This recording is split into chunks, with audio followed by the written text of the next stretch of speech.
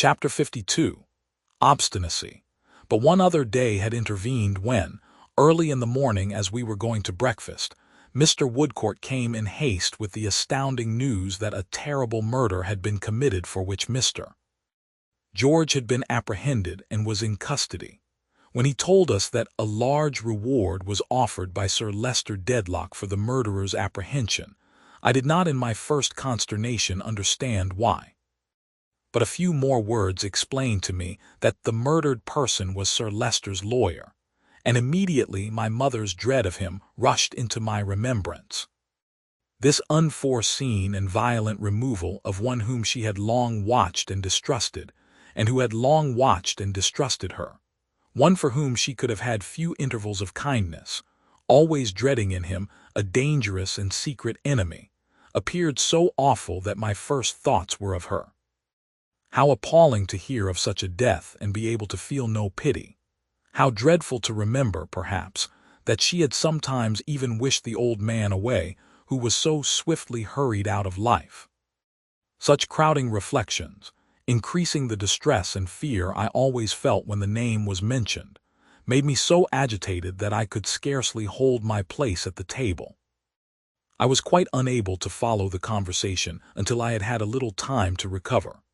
But when I came to myself and saw how shocked my guardian was, and found that they were earnestly speaking of the suspected man, and recalling every favorable impression we had formed of him out of the good we had known of him, my interest and my fears were so strongly aroused in his behalf that I was quite set up again. "Guardian, you don't think it possible that he is justly accused?" "My dear, I can't think so. This man whom we have seen so open-hearted and compassionate, who with the might of a giant has the gentleness of a child, who looks as brave a fellow as ever lived and is so simple and quiet with it, this man justly accused of such a crime. I can't believe it. It's not that I don't or I won't, I ca. And I can't," said Mr. Woodcourt. "Still, whatever we believe or know of him, we had better not forget that some appearances are against him. He bore an animosity towards the deceased gentleman. He has openly mentioned it in many places. He is said to have expressed himself violently towards him, and he certainly did about him, to my knowledge. He admits that he was alone on the scene of the murder within a few minutes of its commission. I sincerely believe him to be as innocent of any participation in it as I am, but these are all reasons for suspicion falling upon him." "True," said my guardian. And he added, turning to me, "It would be doing him a very bad service, my dear, to shut our eyes to the truth in any of these respects."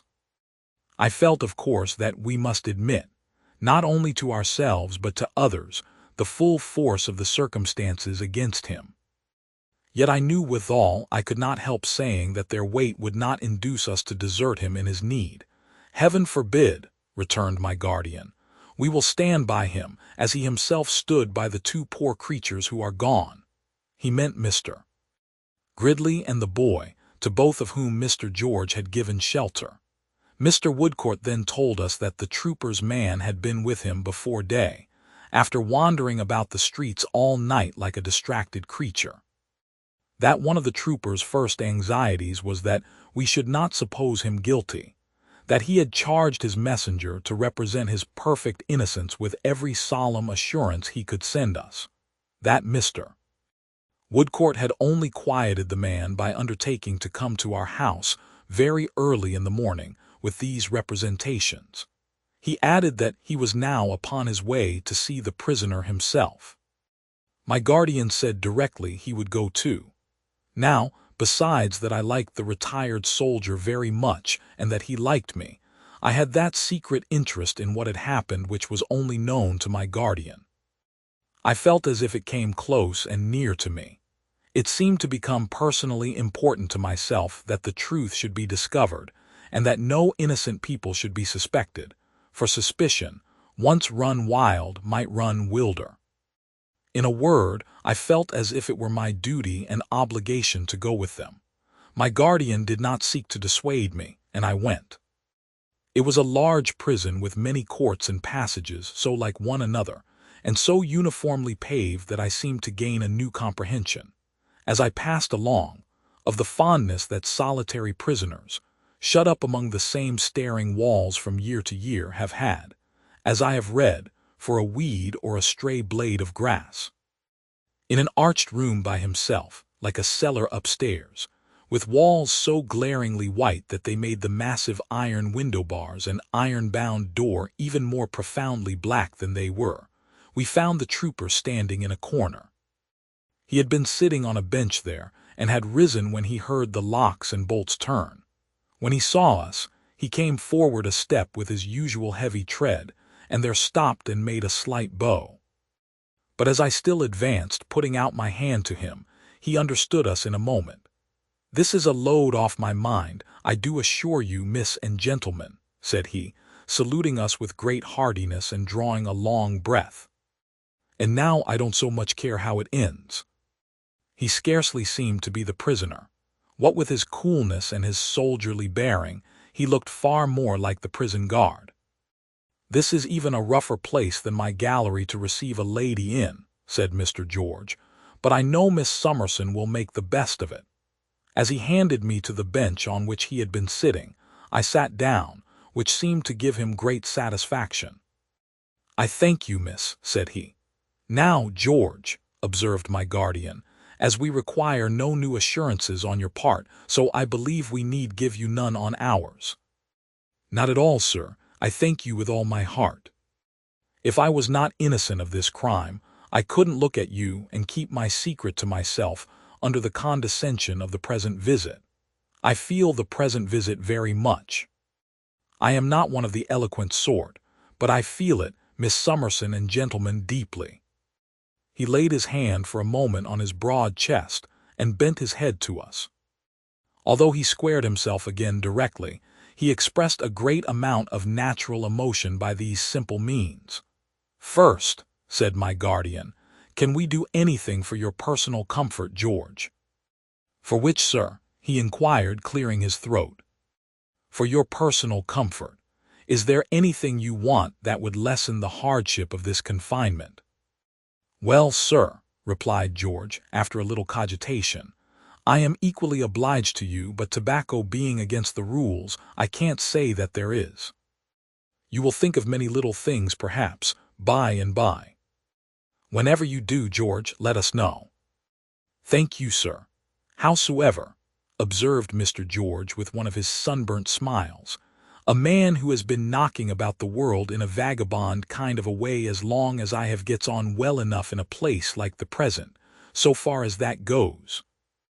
"Next, as to your case," observed my guardian. "Exactly so, sir," returned Mr. George, folding his arms upon his breast with perfect self-possession and a little curiosity. "How does it stand now?" "Why, sir, it is under remand at present. Bucket gives me to understand that he will probably apply for a series of remands from time to time, until the case is more complete. How it is to be made more complete I don't myself see, but I dare say Bucket will manage it somehow." "Why, heaven save us, man!" exclaimed my guardian, surprised into his old oddity and vehemence. "You talk of yourself as if you were somebody else." "No offense, sir," said Mr. George. "I am very sensible of your kindness, but I don't see how an innocent man is to make up his mind to this kind of thing without knocking his head against the walls, unless he takes it in that point of view." "That is true enough to a certain extent," returned my guardian, softened. "But, my good fellow, even an innocent man must take ordinary precautions to defend himself." "Certainly, sir, and I have done so.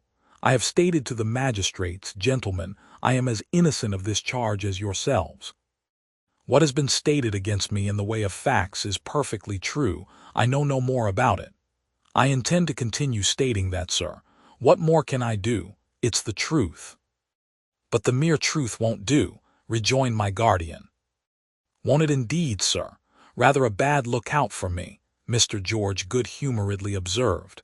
"You must have a lawyer," pursued my guardian. "We must engage a good one for you." "I ask your pardon, sir," said Mr. George with a step backward. "I am equally obliged, but I must decidedly beg to be excused from anything of that sort. You won't have a lawyer? No, sir.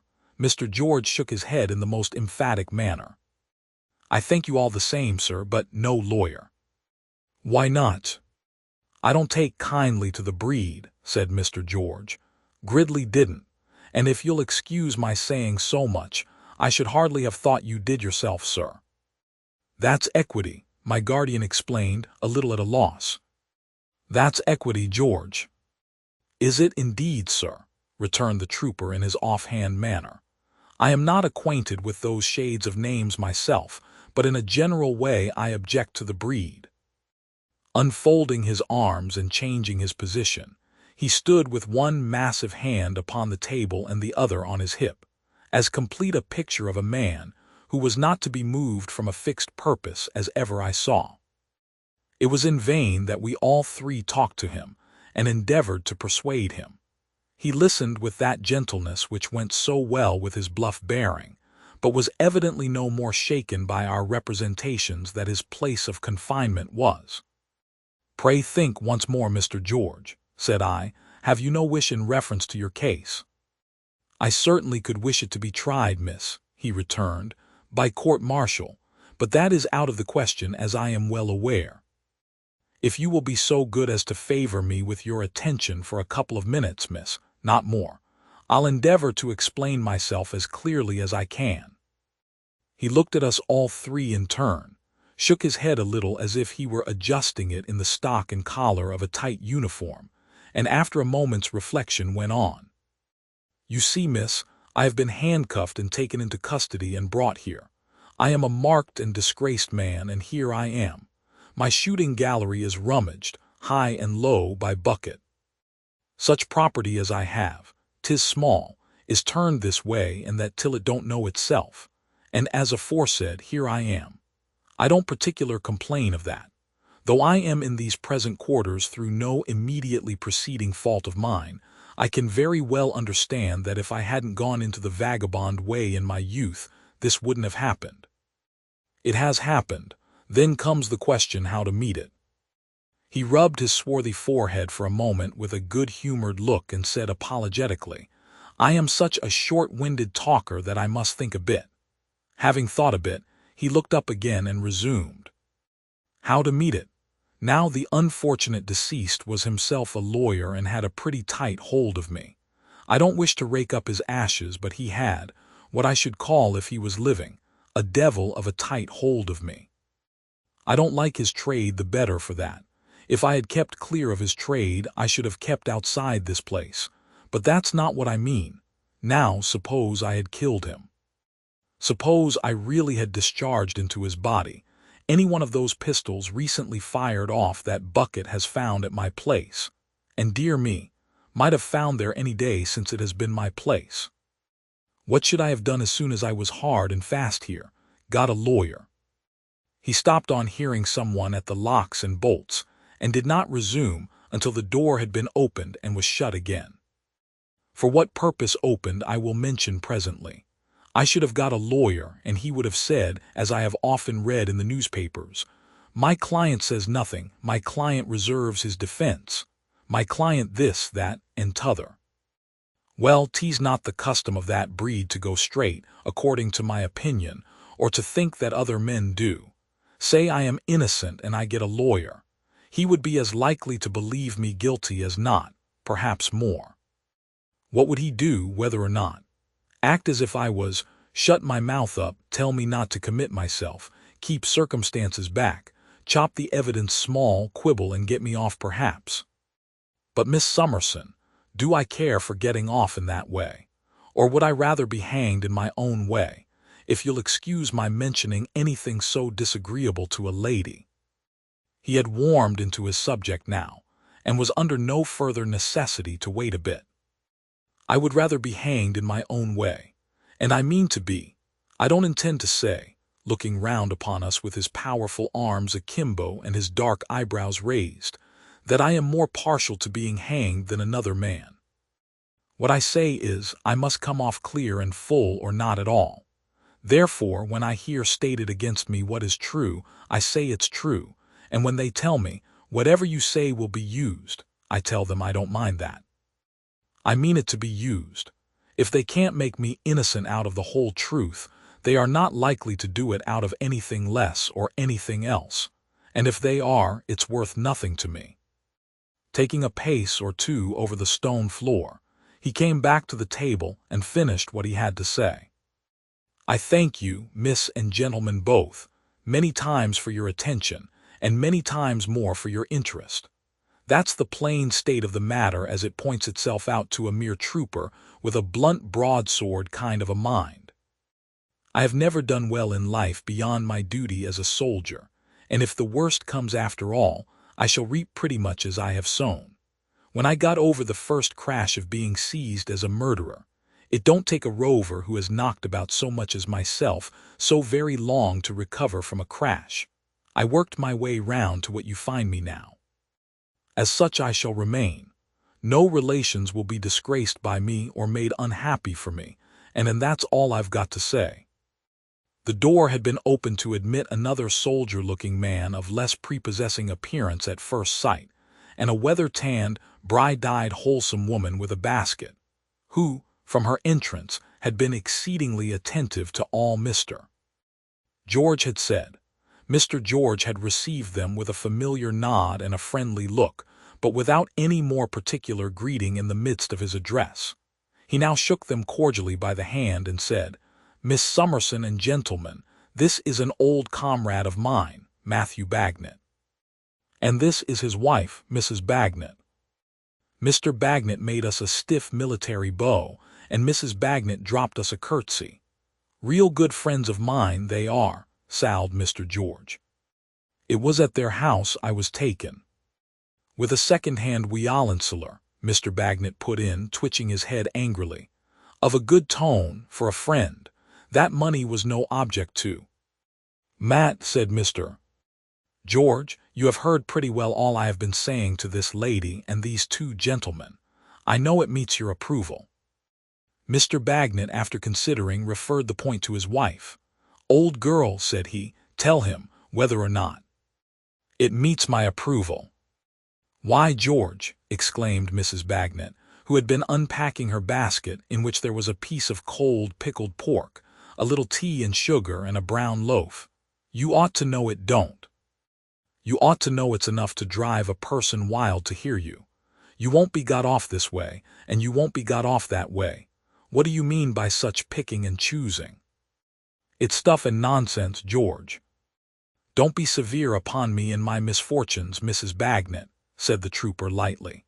Oh, bother your misfortunes, cried Mrs. Bagnet, if they don't make you more reasonable than that comes to. I never was so ashamed in my life to hear a man talk folly as I have been to hear you talk this day to the present company. Lawyers. Why, what but too many cooks should hinder you from having a dozen lawyers if the gentleman recommended them to you? This is a very sensible woman, said my guardian. I hope you will persuade him, Mrs. Bagnet. Persuade him, sir, she returned. Lord bless you, no, you don't know George, now there. Mrs. Bagnet left her basket to point him out with both her bare brown hands. There he stands. As self-willed and as determined a man, in the wrong way, as ever put a human creature under heaven out of patience. You could as soon take up and shoulder an 8-40-pounder by your own strength, as turn that man when he has got a thing into his head and fixed it there. Why, don't I know him? Cried Mrs. Bagnet. Don't I know you, George? You don't mean to set up for a new character with me after all these years, I hope. Her friendly indignation had an exemplary effect upon her husband, who shook his head at the trooper several times as a silent recommendation to him to yield. Between whiles Mrs. Bagnet looked at me, and I understood from the play of her eyes that she wished me to do something, though I did not comprehend what. But I have given up talking to you, old fellow, years and years, said Mrs. Bagnet as she blew a little dust off the pickled pork, looking at me again. And when ladies and gentlemen know you as well as I do, they'll give up talking to you too. If you are not too headstrong to accept of a bit of dinner, here it is.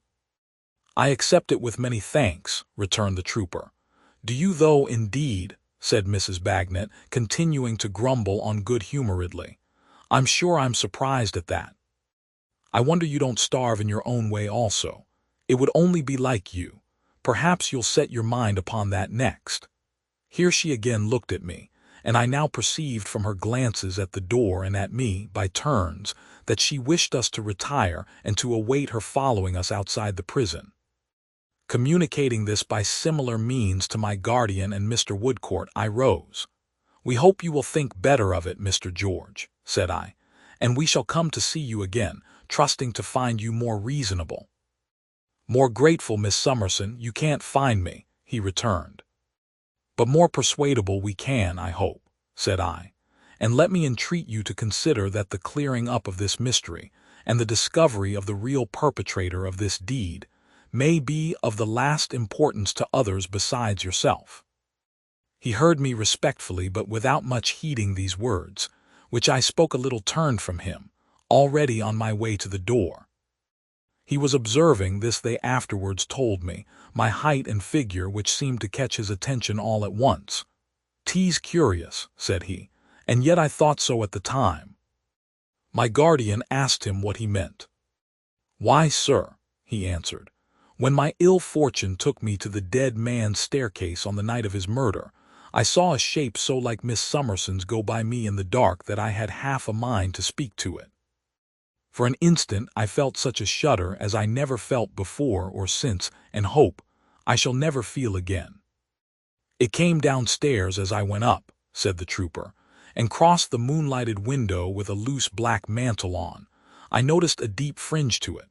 However, it has nothing to do with the present subject, excepting that Miss Summerson looked so like it at the moment that it came into my head. I cannot separate and define the feelings that arose in me after this.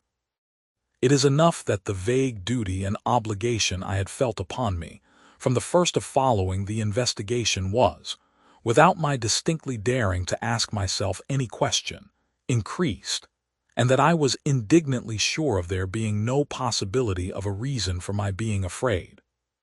We three went out of the prison and walked up and down at some short distance from the gate, which was in a retired place. We had not waited long when Mr. and Mrs. Bagnet came out too and quickly joined us. There was a tear in each of Mrs. Bagnet's eyes, and her face was flushed and hurried. "I didn't let George see what I thought about it, you know, miss," was her first remark when she came up, "but he's in a bad way, poor old fellow." "Not with care and prudence and good help," said my guardian.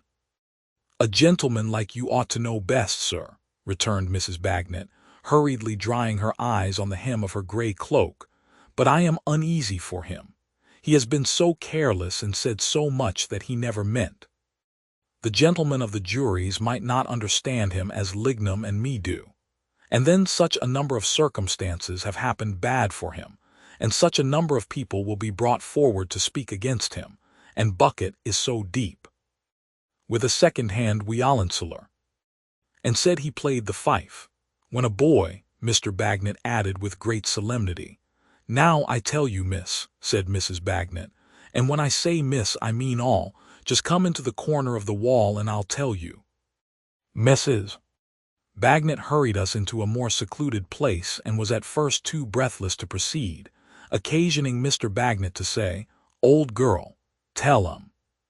"Why then, miss," the old girl proceeded, untying the strings of her bonnet for more air, "you could as soon move Dover Castle as move George on this point, unless you had got a new power to move him with. And I have got it." "You are a jewel of a woman," said my guardian. "Go on."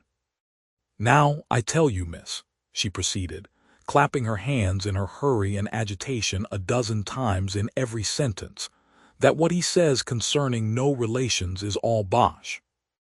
They don't know of him, but he does know of them. He has said more to me at odd times than to anybody else, and it warrant for nothing that he once spoke to my Woolwich about whitening and wrinkling mothers' heads. For £50 he had seen his mother that day. She's alive and must be brought here straight." Instantly, Mrs. Bagnet put some pins into her mouth, and began pinning up her skirts all round a little higher than the level of her gray cloak.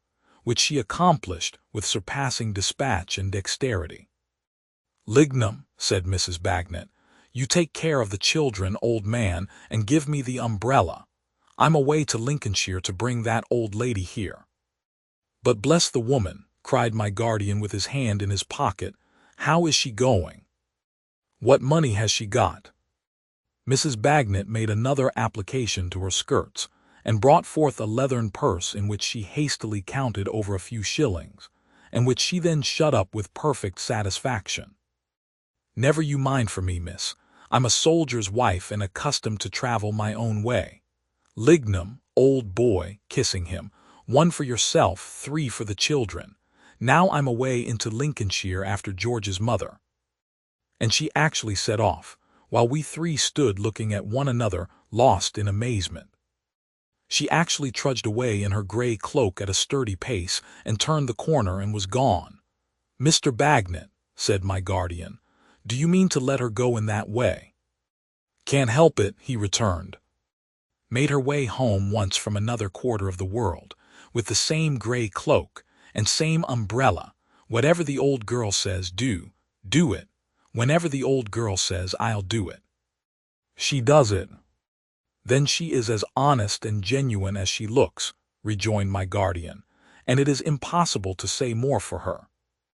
"She's color sergeant of the Nonpareil battalion," said Mr. Bagnet, looking at us over his shoulder as he went his way also. "And there's not such another, but I never owned to it before her. Discipline must be maintained."